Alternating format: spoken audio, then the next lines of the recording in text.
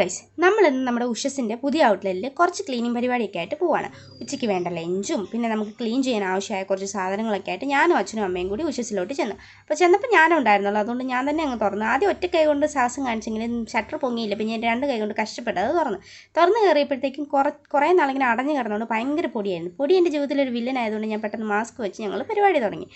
അങ്ങനെ നമ്മൾ പരിപാടിയൊക്കെ തുടങ്ങിയപ്പോഴത്തേക്കും this is my friend Karthika, അവളും ഞാനും ഡിഗ്രിക്ക് ഒരുമിച്ച് പഠിച്ചാണ്. And this is my cousin Mithun, അവൻ കോളേജ് കഴിഞ്ഞ് ഇങ്ങോട്ട് നേരെ പോകുന്നു കേട്ടോ. അപ്പോൾ നമ്മൾ മൂന്നുപേരും കൂടി ഇന്ന് ഇവിടെ കുറച്ച് വരയൊക്കെ പ്ലാൻ ചെയ്യുകയാണ്. അപ്പോൾ ശരിക്കും പറഞ്ഞാൽ തലേദിവസം വിളിച്ച് ഞാനൊരു 2 മിനിറ്റത്തെ കോൺവെർസേഷൻ്റെ ഒരു പുറത്ത് അവളിഞ്ഞ് പോകുന്നു. ഞാൻ പറഞ്ഞു, എടാ എന്നെ പരിപാടി? അവൾ പറഞ്ഞൊന്നുമില്ല. ഞാൻ പറഞ്ഞു, എന്നാ പറഞ്ഞാൽ നമുക്ക് ഉഷസിലൊരു പടം വരയ്ക്കാം. അവൾ പറഞ്ഞു, അതിനെന്നെ വരാമല്ലോ എന്ന് പറഞ്ഞാൽ അവളുടെ പെറ്റിയും കിടക്കയും കളറൊക്കെ ഇട്ട് അവളിഞ്ഞ് പോകുന്നു. അപ്പോൾ ഞാനും കുറച്ച് പെയിൻ്റൊക്കെ കൊണ്ടുവന്നായിരുന്നു. അപ്പം ഞാനാദ്യം ഒരു റെഫറൻസ് കാണിച്ചായിരുന്നു. അപ്പോൾ അവൾ അതിൽ കുറച്ച് ചേഞ്ചസ് ഒക്കെ വരുത്തി അടിപൊളിയാക്കി.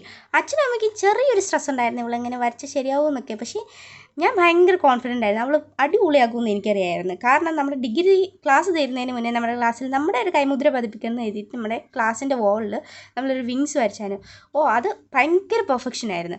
ആ ഒരു കോൺഫിഡൻസിൽ ഞാൻ അവളെ ഇനി വിളിച്ചു. അവൾ ഒറ്റൊരു കോളിൻ്റെ പേരിൽ അവളിഞ്ഞ് പോകുന്നു, നമ്മൾ അങ്ങ് വരയ്ക്കാൻ തുടങ്ങി. ഒരു വർഷത്തിന് ശേഷം നമ്മൾ കാണുന്നതുകൊണ്ട് നമുക്ക് വിഷയദാരിദ്ര്യമൊന്നും ഇല്ലായിരുന്നു. സോ നമ്മൾ ഇഷ്ടം പോലെ ഇങ്ങനെ കഥയൊക്കെ ഇങ്ങനെ പറഞ്ഞ് തകർക്കുമായിരുന്നു. കുറേ നേരം നമുക്ക് കഥ പറയാൻ കിട്ടി. നമ്മളിങ്ങനെ കഥ പറഞ്ഞ് അങ്ങനെ ചെയ്തുകൊണ്ട് നമുക്കങ്ങനെ വലിയ ബോറടിയൊന്നും തോന്നില്ല. അവരിങ്ങനെ നമുക്കതിൻ്റെ ഫൈനൽ ലുക്ക് ഒന്ന് കണ്ടാലോ?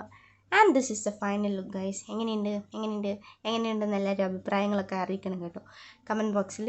ആൻഡ് ഇത് നമ്മുടെ മിഥുൻ വരച്ചാണ്. വളരെ സിമ്പിൾ ആൻഡ് എലഗൻ്റ് ആയിട്ടൊരു ഡിസൈൻ ആയിരുന്നു കേട്ടോ. അങ്ങനെ നമ്മൾ പരിപാടിയൊക്കെ കഴിഞ്ഞ് തിരിച്ച് പോകാൻ നിൽക്കുകയാണ്. അപ്പോൾ അച്ഛൻ എന്നാണെങ്കിൽ നമ്മുടെ ഷട്ടറിന് പെയിൻ്റൊക്കെ അടിച്ചായിരുന്നു കേട്ടോ. അപ്പോൾ നമ്മുടെ ഉഷസിൻ്റെ അപ്ഡേറ്റ്സ് ഒക്കെ നമ്മൾ വഴിയേറി. അപ്പോൾ അറിയാൻ വേണ്ടിയിട്ട് ഫോളോ ചെയ്യുക. അപ്പോൾ ത്രൂ ബൈ ഗൈസ്.